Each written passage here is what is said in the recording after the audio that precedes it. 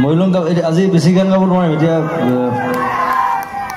এই মেট্ৰ' চিটিজবিলাকত সেইটোৱে প্ৰব্লেম মানে 11টা তাৰপিছত আৰু দিগদাৰ কৰে ইভেন বেংগলোৰ হওক বম্বে হওক চব জেগাত এনেকুৱাই চ' এনিৱে পিছত আকৌ আহিম আকৌ গাম আৰু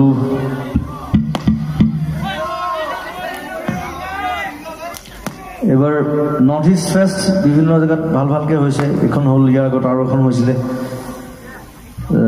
তাতো মই আছিলোঁ তাতো মই ব্ৰেণ্ড এম্বেচেডৰ হয় এতিয়া আৰু এখন এতিয়া বেংককত হ'ব প্ৰথমবাৰৰ কাৰণে থাইলেণ্ড গভৰ্ণমেণ্টে আমাৰ নৰ্থ ইষ্টৰ গোটেই মানুহখিনিৰ লগত এটা ধুনীয়া প্ৰচেষ্টা এটা আগবঢ়াইছে এইটো এটা হাত চাপৰি হ'বৰ কাৰণে লাগে তাৰ কাৰণে north east India festival February 8th and 9th, I think 8th or 9th.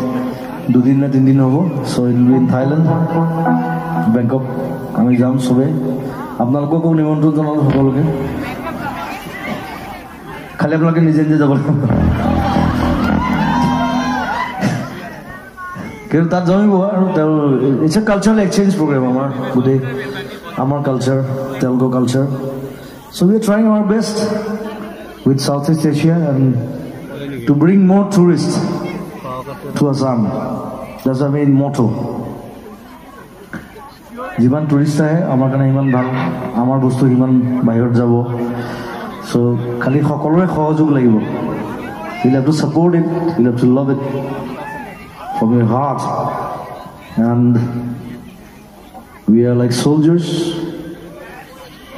keep fighting till your last breath. Thank you.